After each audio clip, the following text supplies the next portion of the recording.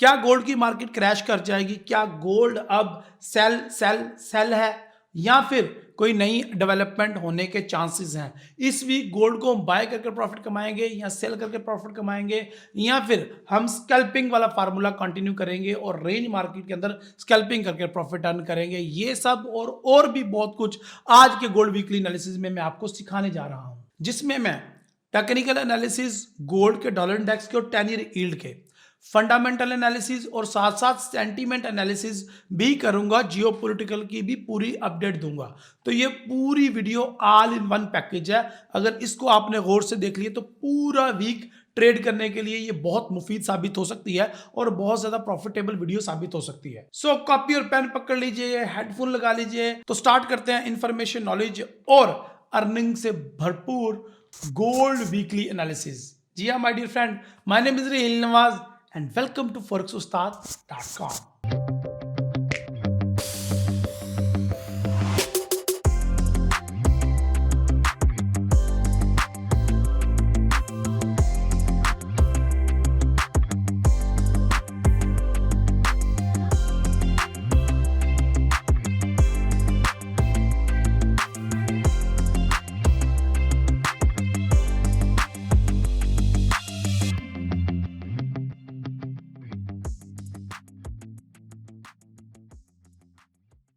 क्या आने वाले हफ्ते में gold trade short term volatility में इजाफा नोट होगा? क्या personal consumption expenditure PCE data के बाद non farm payroll NFP data के अदादो शुमार इंटरेस्ट रेट कट डिसीजन को मुतासर कर सकेंगे? क्या 2025 के पहले क्वार्टर में सोने की कीमतें $3000 लेवल का मैजिकल फिगर हासिल कर लेंगी? क्या आने वाले हफ्ते में जियोपॉलिटिकल टेंशंस बरकरार रहेंगी या डोनाल्ड ट्रंप अमन मुआहदों की बिना पर फाइनेंशियल मार्केट में बेहतरी नोट होगी? आइए forexustad.com से वीकली गोल्ड एनालिसिस में इन्हीं सवालों के जवाबात को जानने की कोशिश करते हैं। गुज़िश्ता हफ्ते gross domestic product, personal consumption expenditure और जॉबलेस क्लेम्स के बहुत अहम डाटाज रिलीज किए गए। पर्सनल कंजम्पशन एक्सपेंडिचर 2.8% तक नोट होने के बाद डॉलर प्रेशर में आया। इकोनॉमिक डाटाज की बिना पर गोल्ड ने हल्का सा डिप लिया और फिर अपवर्ड रास्तों की तरफ गामजन हुआ। गुज़िश्ता हफ्ते गोल्ड वॉलेटिलिटी में इजाफा नोट किया गया और volatility index ups and downs जारी रहे। इस वक्त गोल्ड वॉलेटिलिटी इंडेक्स 13 पॉइंट पर मौजूद है। आने वाले हफ्ते में नॉन फॉर्म पेरोल का बहुत अहम डाटा रिलीज किया जाएगा, जिससे डोनाल्ड ट्रंप इलेक्शन जीत के बाद लेबर मार्केट की सूरत हाल का पता चलेगा। इकोनॉमिस्ट, रिसर्चर और एक्सपर्ट्स ओपिनियन रिपोर्ट्स के मुताबिक नॉन फॉर्म पेरोल डाटा बेहतरी के बाद गोल्ड प्राइसेस डाउनवर्ड रास्तों की तरफ गामजन हो सकती हैं। Gross domestic product, non farm payroll, personal consumption expenditure datas की बुनियाद पर दिसंबर 2024 में इंटरेस्ट रेट कट का बहुत अहम फैसला किया जाएगा।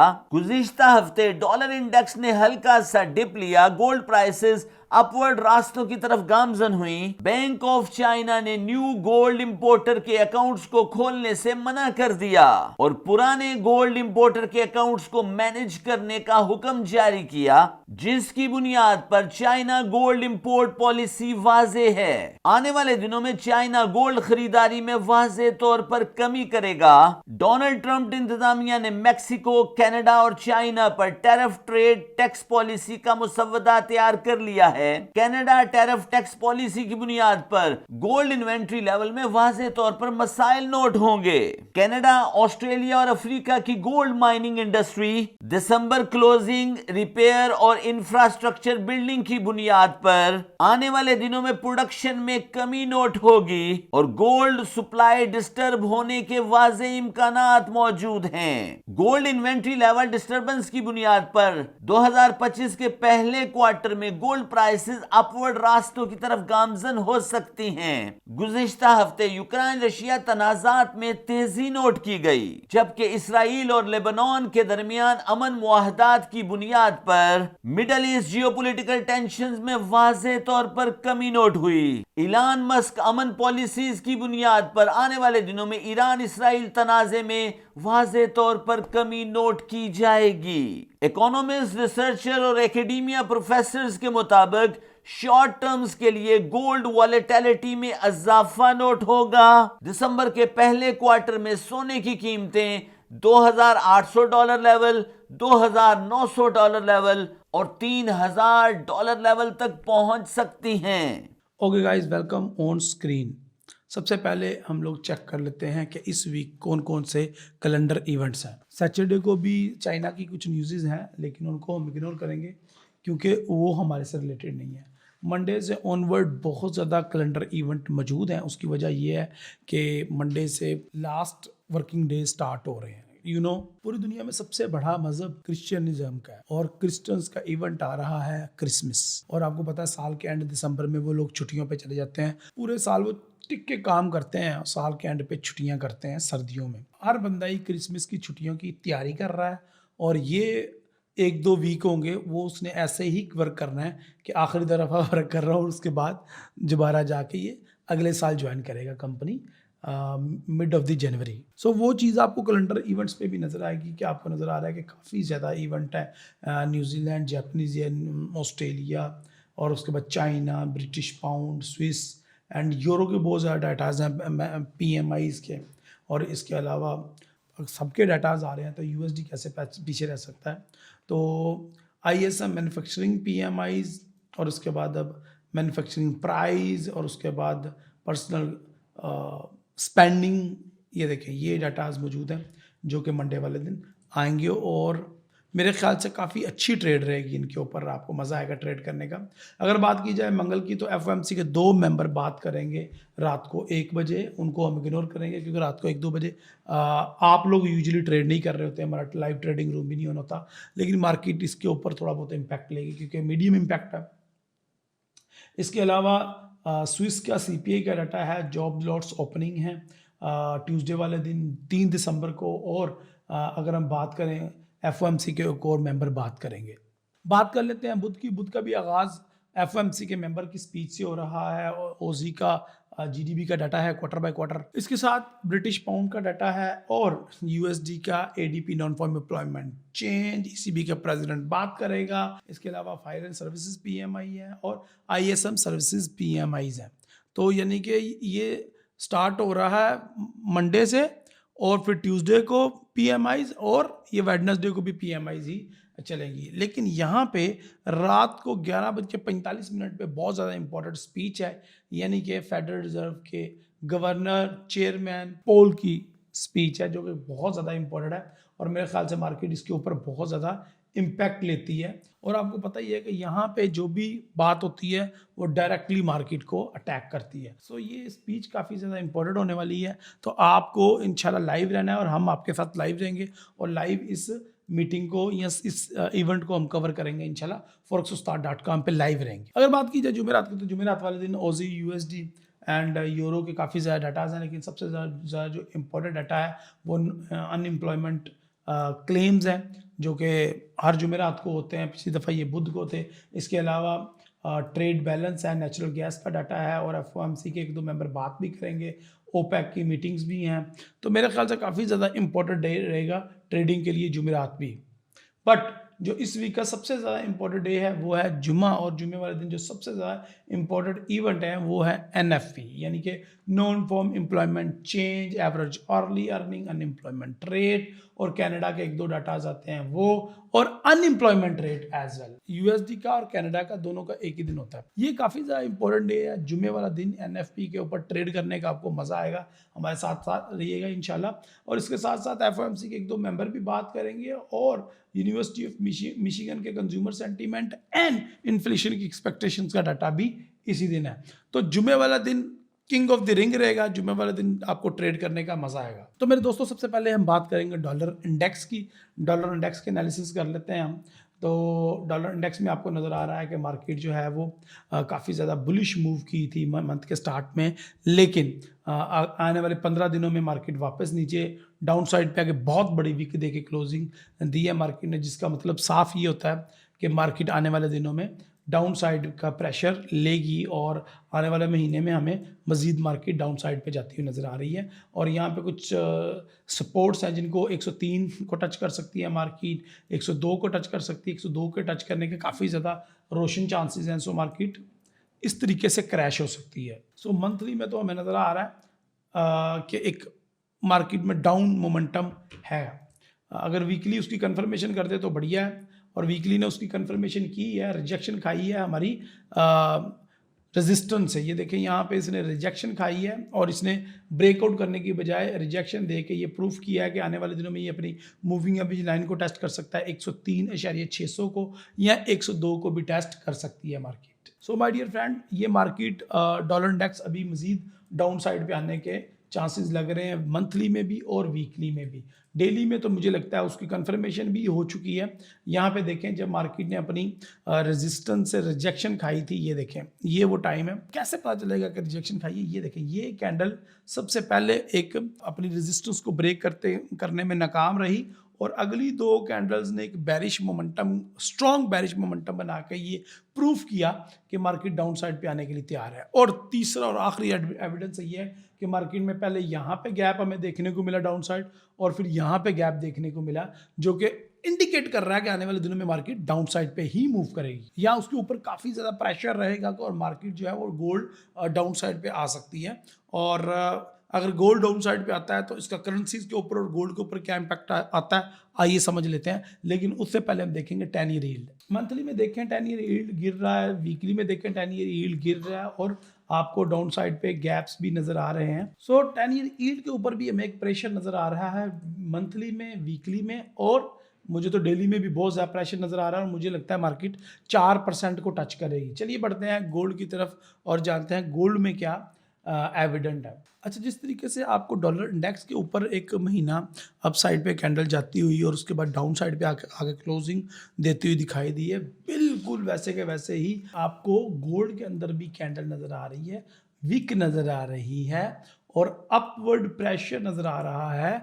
जिस तरीके से डॉलर इंडेक्स मंथ के स्टार्ट में ऊपर गया, बाद में नीचे आ गया, इसी तरीके से गोल्ड भी मंथ के स्टार्ट में नीचे आया और उसके बाद एंडिंग जाके ऊपर दी, 2650 पे क्लोजिंग दी।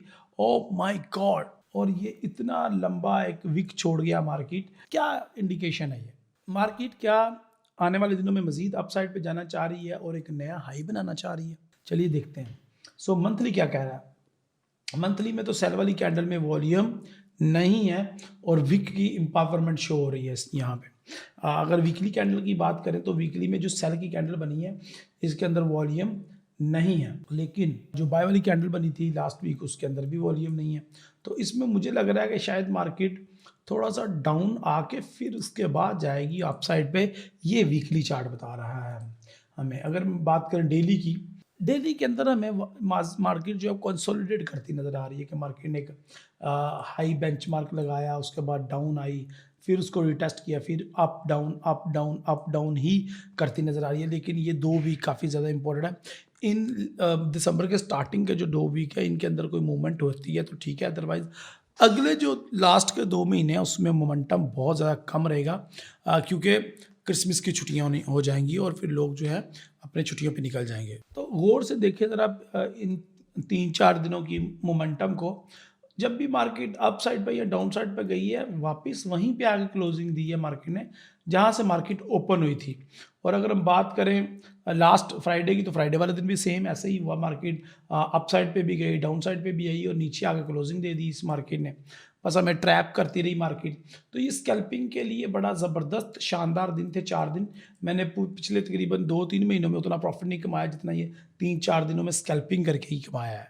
स्कैल्पर्स के लिए बड़ी अच्छी चीज़ है ये, बट हमारे जो इंट्राडे ट्रेडर है उनके लिए अच्छी चीज़ नहीं है। जो स्विंग ट्रेडिंग करते हैं या जो फिर लॉन्ग टर्म ट्रेडिंग करते हैं, जो ट्रेंडिंग ट्रेडिंग करते हैं, उनके लिए सही चीज़ नहीं है। लेकिन अब आप लोग इसकी आदत डाल लें, मार्केट अब ऐसा ही करने वाली है आने वाले कुछ अरसे में।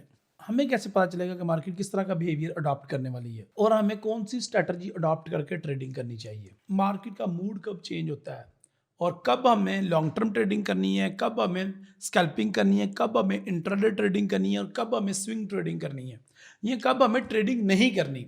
इन सारी बातों का पता आपको कम्युनिटी के अंदर रहते हुए पता चलता है जब आप ट्रेडर्स के किसी ग्रुप में होते हो, और वो भी प्रीमियम और अच्छे ग्रुप में होते हो। ये नहीं है कि आप अरे गरे हर व्हाट्सअप के और टेलीग्राम के ग्रुप में ऐड है, उसमें सिर्फ कन्फ्यूजन ही होगी, आपको कोई डायरेक्शन या कोई माइंड में क्लैरिटी नहीं आएगी। आप अगर ऐसे बंदे हो कि हर 5 मिनट बाद ट्रेड देख रहे हो, हर दूसरे ग्रुप में हो, तो फिर भी आपकी नाकामी कन्फर्म है। और अगर आप एक ऐसे बंदे हो जो अपना माइंड क्लियर करना चाहते हो, तो माय डियर फ्रेंड, आपको एक कम्युनिटी के अंदर ऐड होना ज़रूरी है। और मैं आपको सजेस्ट करूंगा, जो कि हमारी यूट्यूब के ऊपर मेंबरशिप है और हमारा व्हाट्सअप का ग्रुप है, हमारा इसके अलावा डिस्कॉर्ड पे ग्रुप है, हमारा फेसबुक का ग्रुप है, लेकिन उसके अंदर सिर्फ मंजे हुए सीनियर ट्रेडर ही हैं। हर आम अरे गहरे को हम उसकी मेंबरशिप अलॉट नहीं करते। इस मेंबरशिप को हासिल करने के 2 तरीके हैं, या तो आप इसको फ्री हासिल कर सकते हैं या फिर आप पेड भी हासिल कर सकते हैं।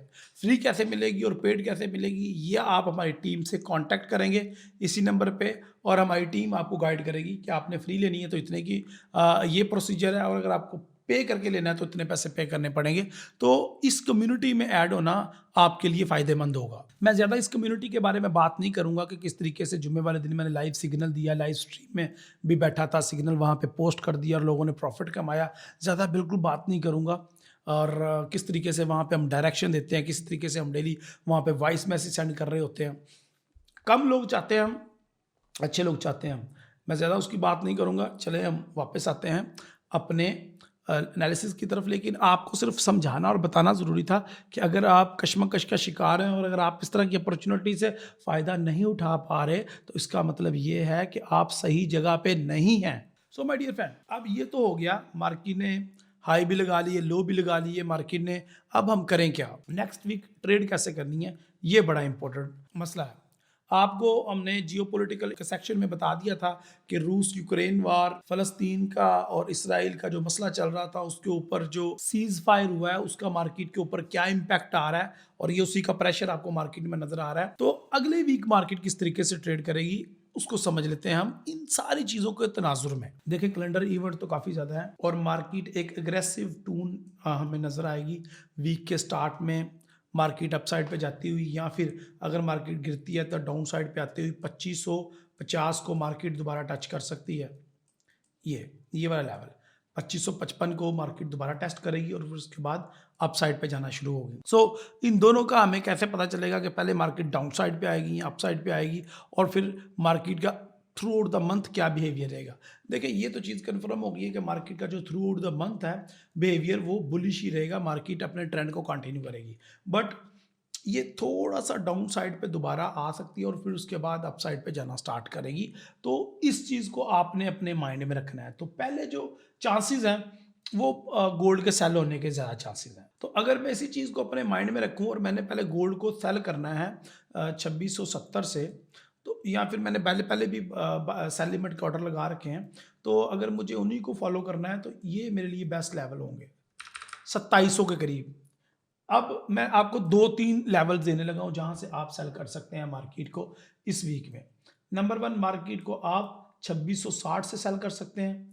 नंबर 2, ये जो जहां पे 2700 के करीब 2680 85 के करीब आपको यहाँ पे एक अच्छी सेल की एंट्री बनती हुई दिखाई दे रही है। तो मार्केट आए ऊपर तो आप सेल लिमिट का ऑर्डर लगा लीजिएगा और कैंडल्स के बिहेवियर का और टेक्निकल के बिहेवियर को हम साथ साथ में देखते जाएंगे। या फिर अगर मार्केट में ज़्यादा प्रेशर हुआ तो मार्केट यहाँ पे अपने फर्स्ट लेवल से ही नीचे गिरना शुरू हो जाएगी और 2550 को टेस्ट करेगी। ये तो कन्फर्म है by the grace of almighty Allah. अगर मेरे अल्लाह ने चाहा तो ये कन्फर्म है कि मार्केट 2555 को दोबारा टेस्ट करेगी। ये लेवल मार्केट का दोबारा टेस्ट होना है, डबल बॉटम लगना है और फिर ही मार्केट जो है वो अपने बाय ट्रेंड को कंटिन्यू करेगी। और ये भी हो सकता है कि मार्केट इसको ब्रेकआउट कर दे और मजीद नीचे आए, 2475 तक भी मार्केट नीचे गिर सकती है।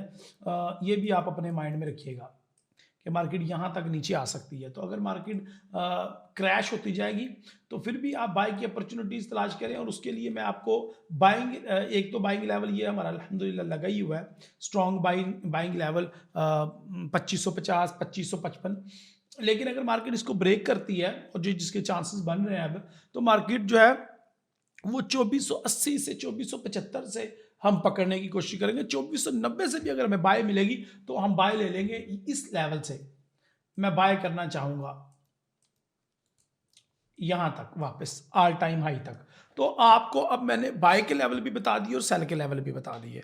और अगर आपने सेल करना है तो सेल लिमिट्स के थ्रू मार्केट में एंटर हो, और अगर बाय करना है तो बाय लिमिट्स के थ्रू मार्केट में एंटर हो, तो आपके लिए ज़्यादा बेनिफिट होगा। चलिए मैं एक ऑर्डर आपके लिए ड्रॉ कर देता हूँ। जिस तरह से मैंने सेल लिमिट लगाया हुआ है, मैं बाय लिमिट भी लगा देता हूँ। तो पहला मेरा बाय लिमिट यहाँ पे है, ये एग्जैक्टली 2555 है, और जो इसका स्टॉप लॉस है वो बहुत छोटा होना चाहिए, लाइक दैट। जिस तरह पहले भी हमने ट्रेड बाय की ली, उसी तरह का सेम स्टॉप लॉस होगा।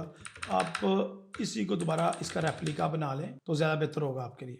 तो this is the trade for your weeks. और अगर अल्लाह ना करे हमारा स्टॉप लॉस हिट होता है बाय का, तो फिर हम दोबारा से बायर ही बनना पसंद करेंगे, इसकी ऐसी की तैसी।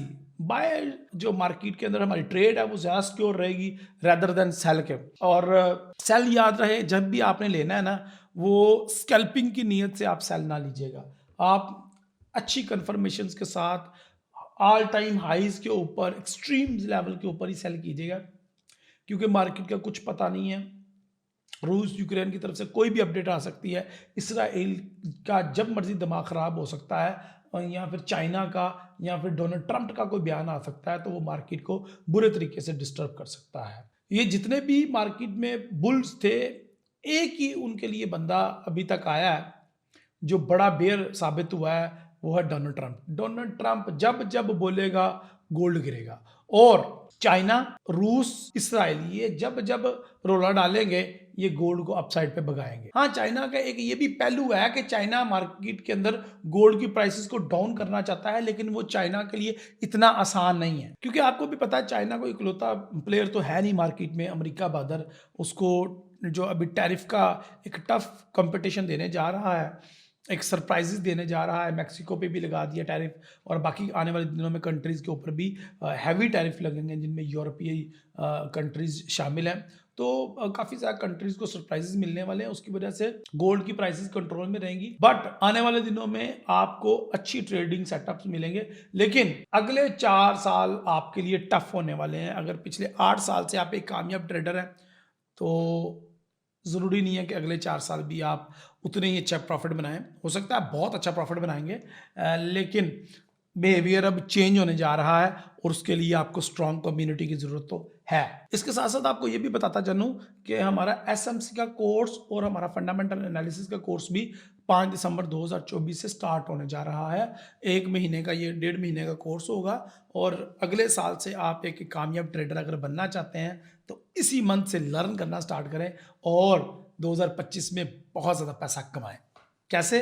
कोर्स ज्वाइन करोगे तो पता चल जाएगा। सो माय डियर फ्रेंड, आपको सेल के लेवल समझ आ गए अल्हम्दुलिल्लाह। आपको बाय के, ये स्कैल्पिंग बाय लेवल है। अगर 2610 से आपने बाय करना है तो ये स्कैल्पिंग है, ये लॉन्ग टर्म है, these are the long term buy. तो बाय के भी लेवल समझ आ गए। और इसके अलावा अगर मार्केट में कोई चेंज आता है फंडामेंटली, या फिर जियोपॉलिटिकल इवेंट में कुछ होता है, तो उसकी कोई गारंटी नहीं है। आने वाले दिनों में लाइव स्ट्रीम्स में उनको हम साथ साथ कवर करते जाएंगे। आज की वीडियो तक के लिए इतना ही। अगली वीडियो तक के लिए इजाज़त दें। अल्लाह हाफिज़, अस्सलाम वालेकुम, स्टे ब्लेस्ड।